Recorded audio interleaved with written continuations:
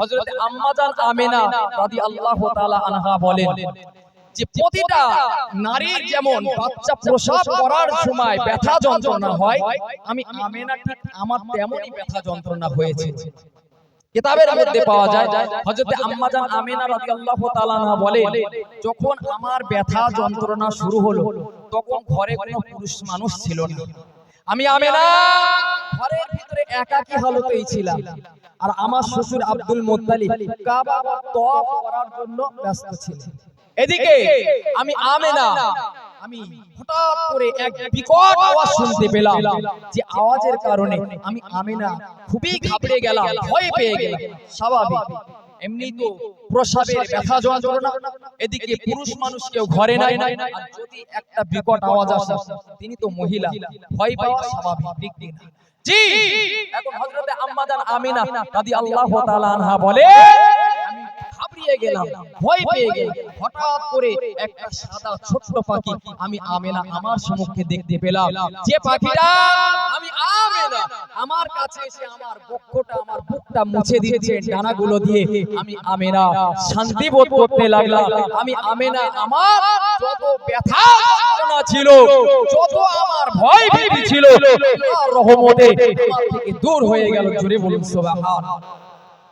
মুসলমান ছেলেরা মেয়েরা বাপেরা ও রাসূলুল্লাহ প্রেমিকেরা আম্মা জান আমিনা রাদিয়াল্লাহু তাআলা আনহা তিনি আরো বর্ণনা করে, আমি আমিনা আমার সম্মুখে আমি একটা সাদা শরবতের পাত্র দেখতে পেলাম। ওই শরবতটা আমি আমিনা পান করে নিলাম। আমি আমিনা পান করার পরে আমার ভিতরে সমস্ত কষ্ট দূর হয়ে আমার ভিতরে একটা শান্তি বোধ শুরু হয়ে গেল।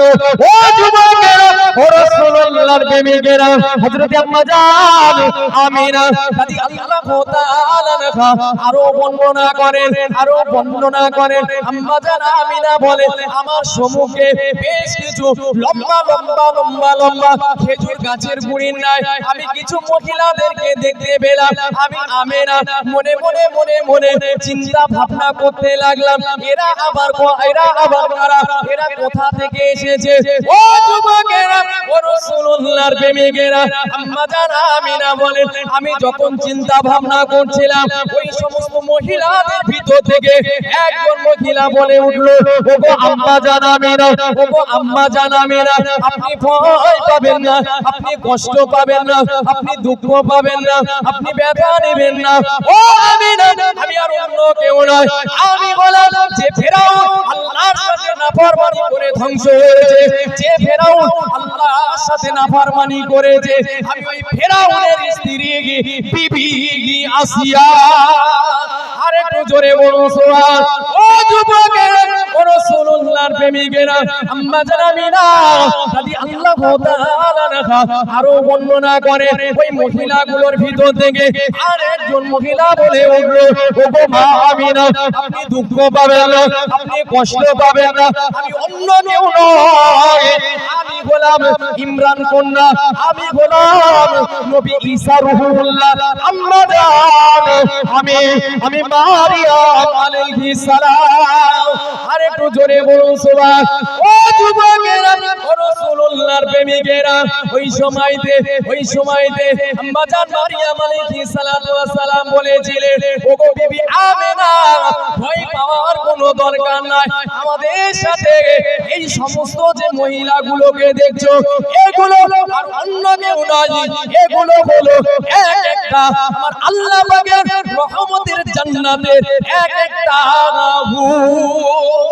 আর একটু জোরে বলুন সুবহানাল্লাহ। রাসূলুল্লাহ দুনিয়ার বুকে জন্মগ্রহণ করবে, এ কি আমি আপনি নাকি? আমি আপনি? অনেকে বলে ও রাসূলুল্লাহ, এরকম হয় কিনা? অনেকে রাসূলুল্লাহ নিজের বাপের মতন দেখে, রাসূলুল্লাহকে ভাইয়ের মতন দেখে, দেখা যাবে? কথা বলে দেখা যাবে? আল্লাহ পাক রব্বুল আলামিন কোরআনের মধ্যে বলছেন, মাকানা মুহাম্মাদুন আবা আহাদিম মির রিজালিকুম ওয়ালাকিন রাসূলুল্লাহ ওয়া খাতামান নবিয়্যিন। আল্লাহ পাক রব্বুল আলামিন বলছে,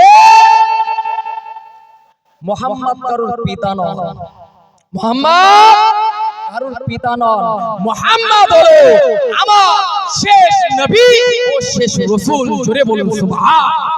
আজ আমরা ভাই বানিয়ে নিয়েছি, বাপ আপনার বাপ বানিয়ে নিয়েছি। ওরে বাবা, যে যেরকম পাচ্ছে সে সেরকম মনে করে নিচ্ছে।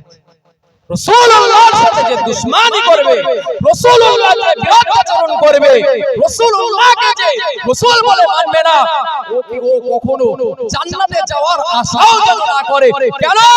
রাসূলুল্লাহর শাফায়াত বিনা, রাসূলুল্লাহর সুপারিশ বিনা আপনি যাই করুন না কেন, নামাজ পড়ুন, রোজা করুন, হজ করুন, যাকাত দেন, দান খয়রাত করেন, যা কিছু করুন না কেন, সবকিছু করার আগে যে রাসূলুল্লাহকে না ভালোবাসবে ওই ব্যক্তিকে আমার আল্লাহ কখনোই জান্নাত দেবে না। কারণ রাসূলুল্লাহকে আগে ভালোবাসতে হবে।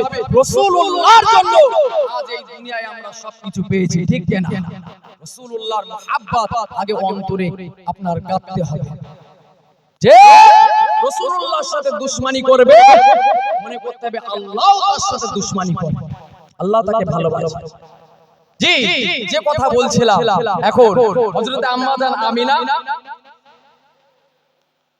হযরত আম্মা জান আমিনা তানার সামনে যখন সমস্ত কথা খুলে বলা হলো, এখন হযরত আম্মা জান আমিনা একটু শান্ত হলেন। কিন্তু হযরত আম্মা জান আমিনা রাদিয়াল্লাহু তাআলা আনহা বলে যে একটা বিরক্ত বোধ, প্রতি ঘন্টায় একটা বিকট আওয়াজ আসতে লাগে। মানে কি, পূর্বের আওয়াজের থেকে এই আওয়াজগুলো অতিরিক্ত ছিল, এত আওয়াজ ছিল যাতে করে হযরত আম্মা জান আমিনা রাদিয়াল্লাহু তাআলা আনহা ঘাবড়িয়ে যাচ্ছিলেন। আম্মা জান আমিনা রাদিয়াল্লাহু তাআলা আনহা দেখে যে আসমান ও জমিনের মধ্যবর্তী স্থানে একটা লম্বালম্বি ভাবে সাদা রেশমি কাপড়ের ন্যায় একটা সাদা কাপড়কে দেখতে পেলেন। আম্মা জান আমিনা রাদিয়াল্লাহু তাআলা আনহা বলে, তারপরে আমি আমিনা দেখতে পেলাম কয়েকজন পুরুষ মানুষ যাদের হাতে আছে রূপার তৈরি পানির পাত্র। আম্মা জান আমিনা বলে, তারপরে কয়েকটা বেশ কিছু আমি পাখি দেখতে পেলাম যাদের চোখগুলো ছিল জমরুদ পাথরে আর ডানাগুলো ছিল ইয়াকুত পাথরে। আম্মা জান আমিনা বলে, আল্লাহ পাক রব্বুল আলামিন আমার পর্দা তুলে নিল। আমি আমিনা দেখতে পেলাম পৃথিবীর পূর্ব দিকে একটা পতাকা, পশ্চিম দিকে একটা পতাকা, কাবা ঘরের উপরে একটা পতাকা লাগানো আছে। আম্মা জান আমিনা বলে, আমার প্রসাব যন্ত্রণা শুরু হয়ে গেল। এমন সময় আমার শিশু মুহাম্মদ, আমার পবিত্র সন্তান দুনিয়ার বুকে ভূমিষ্ঠ হলো নারী কাটা অবস্থায়। জোরে বলুন সুবহানাল্লাহ। নারী কাটা অবস্থায়। আজ পর্যন্ত কোন সন্তানকে দেখেছেন যে মায়ের পেটে হয়েছে নারী কাটা অবস্থায়? দেখেছেন নাকি? দেখেননি। কিন্তু আমার আল্লাহ আমার রাসূলুল্লাহকে নারী কাটা অবস্থায়, খাতনা করা অবস্থায় দুনিয়ার বুকে পাঠিয়ে দিয়েছিলেন। জোরে বলুন সুবহানাল্লাহ। মুসলমান ঘরের ছেলেরা, মেয়েরা, বাপেরা, ও রাসূলুল্লাহ প্রেমিকেরা, কিতাবের মধ্যে পাওয়া যায় আম্মা জান আমিনা রাদিয়াল্লাহু তাআলা আনহা তিনি বর্ণনা করেন আমার শিশু পুত্র, আমার শিশু মুহাম্মদ যখন দুনিয়ার বুকে জন্মগ্রহণ করলো, খতনা করা অবস্থায়, নারী কাটা অবস্থায় দুনিয়ার বুকে ভূমিষ্ঠ হলো। ও যুবকেরা, ও রাসূলুল্লাহর প্রেমিকেরা, আম্মা জান আমিনা রাদিয়াল্লাহু তাআলা বলে, আমার পুত্র যখন ভূমিষ্ঠ হলো, আমি আমিনা দেখতে পেলাম আমার এই পবিত্র সন্তানটা শেষদারত অবস্থায় দুনিয়ার বুকে ভূমিষ্ঠ হয়েছে। ও যুবকেরা, ও রাসূলুল্লাহর প্রেমিকেরা, আম্মা জান আমিনা রাদিয়াল্লাহু তাআলা আনহা বলে, আমার পুত্র সন্তানটা যখন দুনিয়ার বুকে ভূমিষ্ঠ হলো, দুই হাতে শাহাদাত আঙ্গুলটা আকাশের দিকে তুলে দিয়ে কান্নারত অবস্থায় মুখটা ঠোঁটটা মিটমিট করে নাড়াচাড়া করে। ও যুবকেরা, ও রাসূলুল্লাহর প্রেমিকেরা, আম্মা জান আমিনা বলে, আমি মনে করলাম আমার সন্তানের ঠোঁটের কাছে একটু কান লাগিয়ে দেখি কি সে বলে।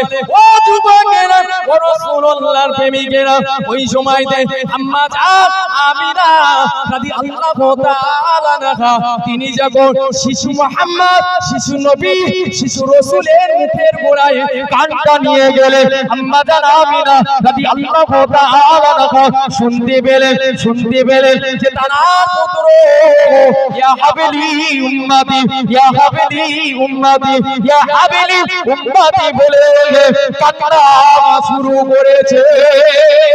আর একটু জোরে বলুন সুবহান। ও যুবক, ও রাসূলুল্লাহর প্রেমিকেরা, কোন রাসূলের উম্মত আমরা, কোন নবীর উম্মত আমরা? আমরা রাসূলুল্লাহকে মানতে শিখিনি, রাসূলুল্লাহ সুন্নাতগুলোকে মানতে শুনিনি। যে রাসূলুল্লাহ দুনিয়ার বুকে ভূমিষ্ঠ হওয়ার পর থেকে নিয়ে আজ পর্যন্ত কিয়ামত পর্যন্ত রাসূলুল্লাহ কবরে শুয়ে শুয়ে রাসূলুল্লাহ নিজের উম্মতানির জন্য কান্না করে থাকে। রাসূলের উম্মত, ও রাসূলের উম্মত আমরা। কমাচ্ছে একবার বাড়াচ্ছে বুঝতে পারছি ভাই, মাইকে এত কখন আওয়াজ বাড়াচ্ছে কখন কমাচ্ছে কিছু বুঝতে পারছি না। একটা লেভেল রাখুন ভাই, হাত দেন না বাবা। জি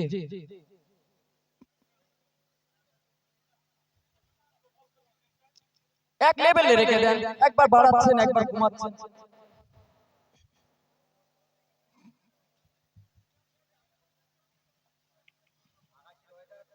হ্যালো, দরুদ শরীফ পড়েন। আল্লাহুম্মা সাল্লি আলা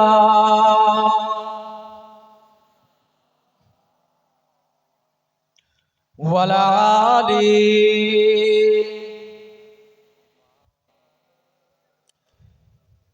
ত্রিভুবনে প্রিয় মুহাম্মদ এলো রে দুনিয়ায়। আয় রে সাগর আকাশে বাতাস দেখবি যদি জোরে বলুন না সুবহানাল্লাহ, জোরে বলুন না সুবহানাল্লাহ। ত্রিভুবনে প্রিয় মুহাম্মদ এলো রে দুনিয়ায়। আয় রে সাগর আকাশে বাতাস দেখবি যদি আয় রে সাগর আকাশে বাতাস দেখবি যদি ধুলির ধরা বেহেশতে আজ জয় করিল দিল রে লাজ। ধুলির ধরা বেহেশতে আজ জয় করিল দিল রে লাজ। আজকে খুশির ঢল নেমেছে, আজকে খুশির ঢল নেমেছে ধূসর সাগর। আয় রে সাগর দেখবি যদি আয় রে ছোটি আয় রে সাগর আকাশে বাতাস দেখবি যদি আয়। দেখ আমিনা মায়ের কোলে দোলে শিশু ইসলাম দোলে। দেখ আমিনা মায়ের কোলে দোলে শিশু ইসলাম দোলে। কচি মুখে শাহাদাতের, কচি মুখে শাহাদাতের বাণী সে শোনায়। আয় রে সাগর আকাশে বাতাস দেখবি যদি আয় রে সাগর আকাশে বাতাস দেখবি যদি আজকে যত পাপী তাপি সব গুনাহের পেল মাপি। আজকে যত পাপী ও তাপি সব গুনাহের পেল মাপি। দুনিয়া হতে বেইনসাফি জুলুম নিল বিদায়। আয় রে সাগর আকাশে বাতাসে দেখবি যদি আয় রে সাগর আকাশে বাতাস দেখবি যদি আয় ত্রিভুবনে প্রিয় মোহাম্মদ এলো রে দুনিয়া আয় রে সাগর আকাশে বাতাস দেখবি যদি আয় রে সাগর আকাশে বাতাস দেখবি যদি আল্লাহুম্মা সাল্লি আলা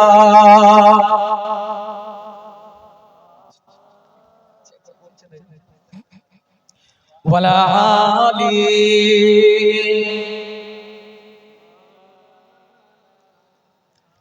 সাল্লাল্লাহু আলাইহি ওয়াসাল্লাম।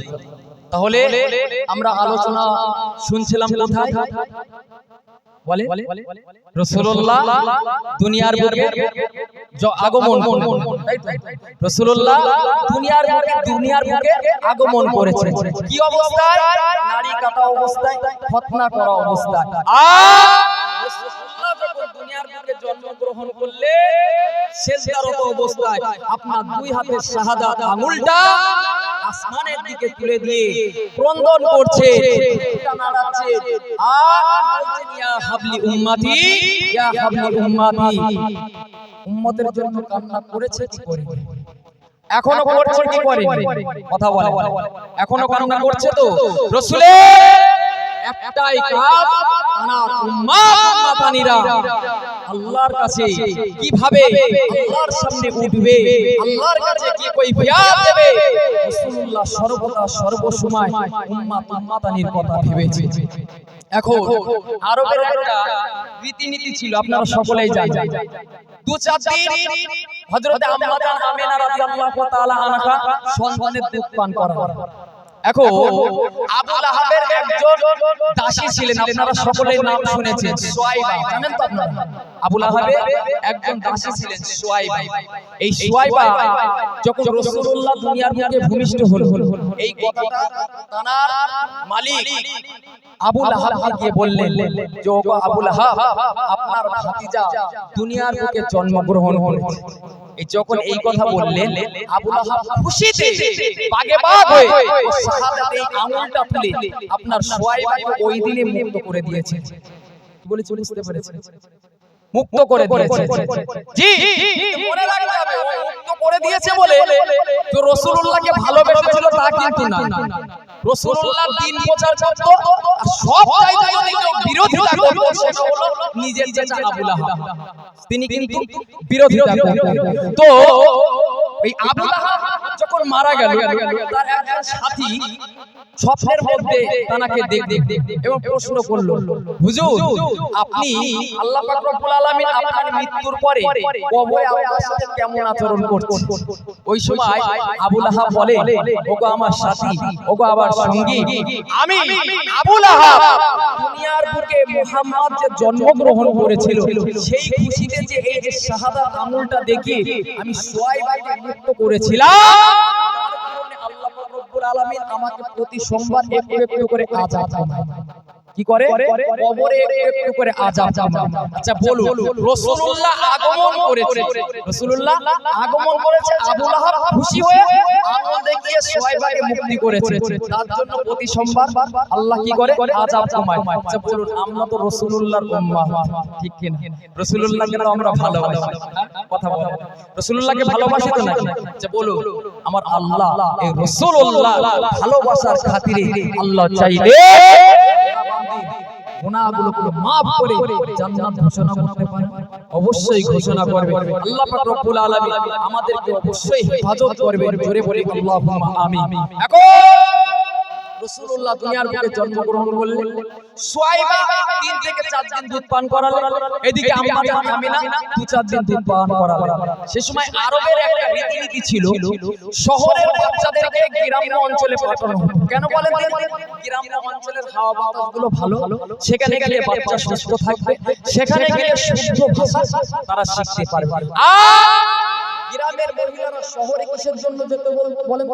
এই কারণে যে বাচ্চাদেরকে দুধ পান করালে কিছু পারিশ্রমিক উপঢৌকন কিছু পাওয়া যায়, সেই আশায় গ্রামের মহিলারা মক্কায় যেতে। সে বছরে রাসূলুল্লাহ দুনিয়ার বুকে জন্মগ্রহণ করে সে বছর বনু সাদ গোত্রের মহিলারা কি করেছিলেন? মক্কায় গিয়েছিলেন বাচ্চা খোঁজার জন্য। কিতাবের মধ্যে এসে হযরতে হালিমা রাদিয়াল্লাহু তাআলা আনহা বলেন, আমার বলেও একটা পুত্র সন্তান ছিল, নাম তার আব্দুল্লাহ। কিন্তু তায়েফে দুর্ভিক্ষ দেখা দেওয়ার কারণে খাওয়ার মতো সেরকম কিছু ছিল না, স্তনে কোনো দুধও ছিল না। আমার ছোট বাচ্চাটা খুবই কান্নাকাটি করত। এমন প্রতিদিন আপনার দুধ খাওয়ার জন্য ছটফট করতেন, কান্নাকাটি করতেন। কিন্তু হযরত হালিমা রাদিয়াল্লাহু তাআলা আনহার যথেষ্ট দুধ না থাকার কারণে খেতে দিতে পারতেন না, সারা রাত জেগে কাটিয়ে দিতেন। আম্মা জান হালিমা রাদিয়াল্লাহু তাআলা আনহা যে উটনীতি করে মক্কায় যাবে, সেই উটনীটাও এতটাই দুর্বল ছিল সাদ গোত্রের মহিলাদের উটনীদের আপনার পশুদের সাথে দৌড়ে পাচ্ছিল না। যাই হোক, ওই আপনার উটনীটা নিয়ে নিজের স্বামীকে নিয়ে মক্কায় চলে গেলেন। সমস্ত মহিলারা কি করলেন? ভালো ভালো সন্তানকে নিতে থাকলেন। এদিকে রাসূলুল্লাহ ইয়াতীম, বাপ নাই, এই কারণে কেউ তাকে নিতে চাইলেন না। কেন? ভগবান পাবেন, পারিশ্রমিক কিছু পাবেন না। এদিকে হযরত হালিমা রাদিয়াল্লাহু তাআলা আনহা স্তনে দুধ না থাকার কারণে ভালো ভালো পরিবারের সন্তানদেরকে তার কাছে দিচ্ছেন। এক পর্যায়ে সমস্ত মহিলারা ভালো ভালো সন্তান পেয়ে গেল, কিন্তু আম্মা জান হালিমা রাদিয়াল্লাহু তাআলা আনহা তিনি কোনো বাচ্চা পেলেন না। নিজের স্বামীর কাছে পরামর্শ করলেন, স্বামীজি, ওগো আমার স্বামীনি, আপনি যদি হুকুম দেন এই বাচ্চাকে আমি তুলে নিতে পারি, এই এতিম বাচ্চাকে যদি তুলে নিই, আল্লাহ হয়তো এর দ্বারাই আমাদের বরকত দেবেন। এখন আম্মা জান হালিমা রাদিয়াল্লাহু তাআলা আনহার স্বামী তিনি অনুমতি দিলেন।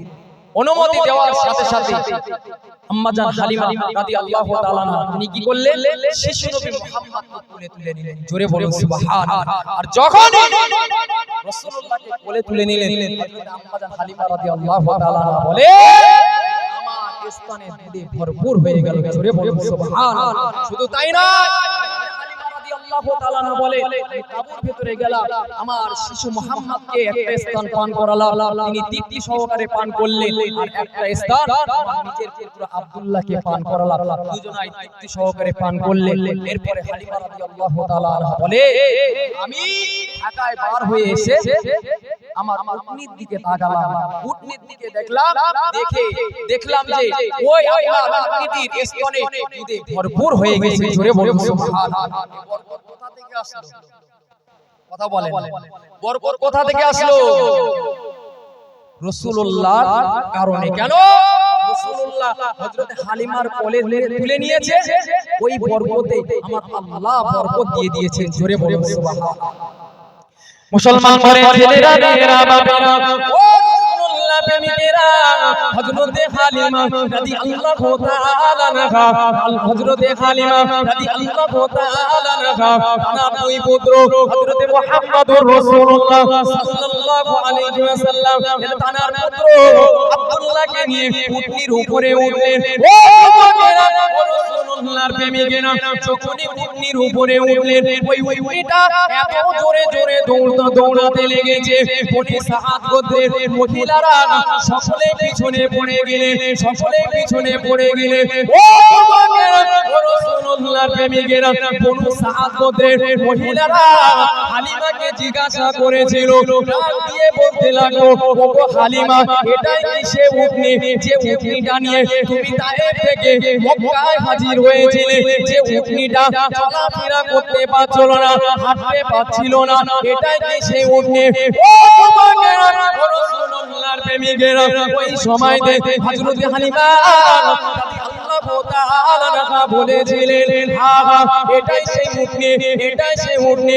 ও বাবারা, রাসূলুল্লাহর প্রেমিকেরা হযরতে হালিমা রাদিয়াল্লাহু তাআলা আনহা তিনি বর্ণনা করেন আমি হালিমা তায়েফ থেকে মক্কায় যাচ্ছিলাম আমার যতগুলো পশু ছিল যতগুলো বকরি ছিল সমস্ত বকরিগুলো খুব সূক্ষ্ম অবস্থায় ছিল স্তন সূক্ষ্ম অবস্থায় ছিল আমার রাসূলুল্লাহকে যখন আমি হালিমা আমার ঘরে প্রবেশ করালাম আল্লাহ পাক রব্বুল আলামিন রাসূলুল্লাহর বরকতে শিশু মুহাম্মাদের বরকতে আমার সমস্ত পশুগুলোর সমস্ত বকরিগুলোর স্থানে দুধে ভরপুর হয়ে গিয়েছিল আরে জোরে বলবো সুবহান ও যুবকেরা রাসূলুল্লাহর প্রেমিকেরা শুধু তাই নয় কিতাবের মধ্যে পাওয়া যায় বনু সাদ গোত্রের মহিলাদের পশুগুলো মাঠে চরণভূমিতে চড়ে চড়ে বেড়াতো কিন্তু দিন শেষে দেখা যেত হালিমা রাদিয়াল্লাহু তাআলা আনহার আপনার বকরিগুলো দিন শেষে পেট ভরে খেয়ে আসতো কিন্তু সেই সময় মাঠে কোনো ঘাস ছিল না দুর্ভিক্ষ দেখা দিয়েছিল কিন্তু আল্লাহ পাক রব্বুল আলামিন কুদরতি খেলায় হযরতে হালিমা রাদিয়াল্লাহু তাআলা আনহার আপনার বকরিগুলো পেট ভরে খেয়ে আসতো আপনার স্তনে দুধে ভরপুর হয়ে বাড়ি আসতো কিন্তু বনু সাদের মহিলাদের বকরিগুলো খুব সূক্ষ্ম অবস্থায় আসতো আপনার খালি পেটে আসতো রাসূলুল্লাহর প্রেমিকেরা কিতাবের মধ্যে পাওয়া যায় বনু সাদ গোত্রের মহিলারা তাদের রাখালদেরকে বকাঝকা করতেন তোমরা কোথায় খাও তোমরা কোথায় ঘুরে ঘুরে বেড়াও এদিকে হালিমার বকরিগুলো পেট ভর্তি করে আসে দুধে ভরপুর হয়ে আসে আর আমাদের বকরিগুলো কেন খালি পেটে আসে আমাদের বকরিগুলো কেন খুব সূক্ষ্ম অবস্থায় আসে ও যুবকেরা রাসূলুল্লাহর প্রেমিকেরা কিতাবের মধ্যে পাওয়া যায় আপনি বলুন তো দেখি এটা মাঠের কারিশমা ছিল না আমার রাসূলুল্লাহর বরকত ছিল কথা বলেন এটা কি মাঠের কারিশমা ছিল না মাঠে ঘাস নেই মাঠে ঘাস নাই হালিমা রাদিয়াল্লাহু তাআলার বকরিগুলো আপনার দিন শেষে খেয়ে পেট ভরে আসতো দুধে ভরপুর হয়ে বাড়ি আসে আর বনু সাদ গোত্রের মহিলাদের আপনার বকরিগুলো মাঠে চলতেন তাদের দিন শেষে দেখা যেত ঘাস আপনার পেট খালি আর স্তনে কোনো দুধ নাই আচ্ছা বলুন এটা কি মাঠের কারিশমা না আমার রাসূলুল্লাহ বরকত ছিলেন জোরে বলুন সুবহান কিতাবের মধ্যে পাওয়া যায় হযরত হালিমা রাদিয়াল্লাহু তাআলা আনহা বলে শিশু মুহাম্মাদের যখন 2 বছর বয়স তখন স্বাভাবিকভাবে অন্যদের তুলনায় অনেকটাই বুদ্ধি বেশি ছিল জোরে বলুন সুবহান রাসূলুল্লাহ আপনার 2 বছর বয়সে দুধ ছেড়ে দিয়েছে রাসূলুল্লাহ 2 বছর বয়সে নিজের থেকে দুধ ছেড়ে দিয়েছে আর সে যুগের একটা রীতিনীতি ছিল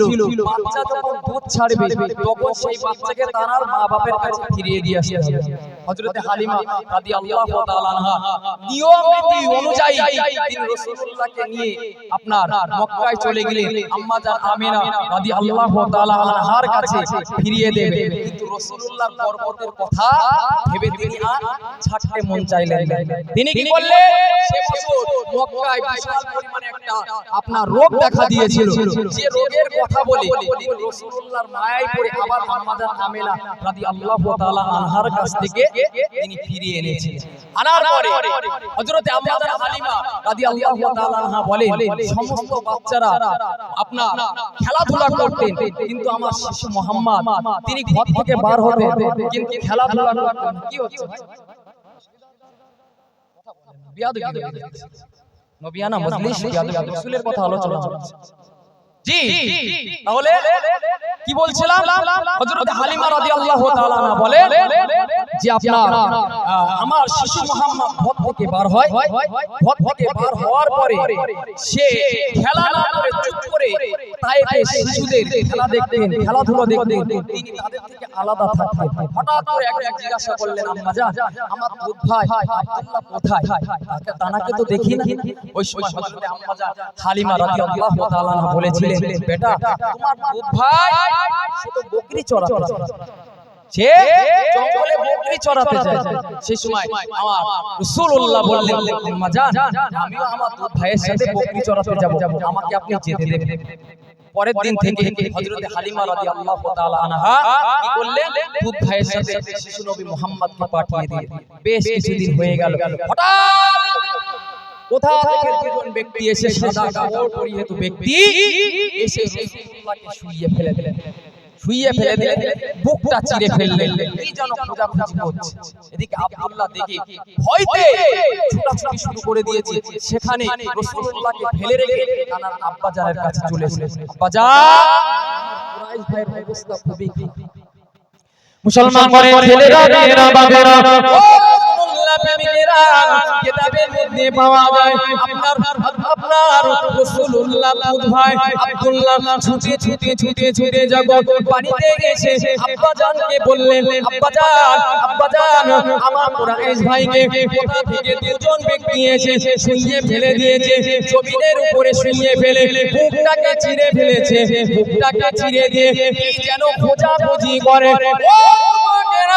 রাসূলুল্লাহ প্রেমিকেরা, হযরত রাসূলুল্লাহ, আপনার রাসূলুল্লাহর দুধ ভাই আব্দুল্লাহ যখন এমন কথা বলল, হযরত আম্মা জান খালিমা রাদিয়াল্লাহু তাআলা খুবই ভয় পেয়ে গেলেন, নিজের স্বামীকে নিয়ে ছুটাছুটি করে মরি করে রাসূলুল্লাহর কাছে চলে গেলেন। ও যুবকেরা, রাসূলুল্লাহর প্রেমিকেরা, আম্মা জান খালিমা রাদিয়াল্লাহু তাআলা যখন রাসূলুল্লাহর কাছে গেলেন, গিয়ে দেখেন শিশু নবী, কচি নবী আমার চুপটি মেরে বসে আছে, মনটা খারাপ করে বসে আছে, চেহারাটা ফ্যাকাশে হয়ে গিয়েছে। ও যুবকেরা, রাসূলুল্লাহর প্রেমিকেরা, এদিকে হযরত হালিমা রাদিয়াল্লাহু তাআলা শিশু নবীকে জিজ্ঞাসা করলেন, বেটা মোহাম্মদ, তুমি কেন এমন করে রয়েছো? কি হয়েছে বেটা, তোমার মনটা কেন খারাপ? ওই সময়তে শিশু নবী আম্মা জান হালিমাকে বলেছে, আম্মা জান, আমি মোহাম্মদ আমার ভাইয়ের সাথে বকরি চড়াচ্ছিলাম, এমন সময়তে দুজন সাদা পোশাক পরিহিত ব্যক্তি আমার কাছে আসলো, আমাকে জমিনের উপরে শুইয়ে দিল, আমার বুকটা চিরে কি যেন খোঁজাখুঁজি করছিল। রাসূলুল্লাহর প্রেমিকেরা, ওই সময়তে হযরত হালিমা রাদিয়াল্লাহু তাআলা খুবই ভয় পেয়ে গেলেন, চিন্তিত হলে শিশু রাসূলুল্লাহকে বুকের মধ্যে জড়িয়ে নিয়ে বাড়ির দিকে চলে গেলেন। বাড়ির দিকে যাওয়ার পরে একটা গণকের কাছে গেলেন।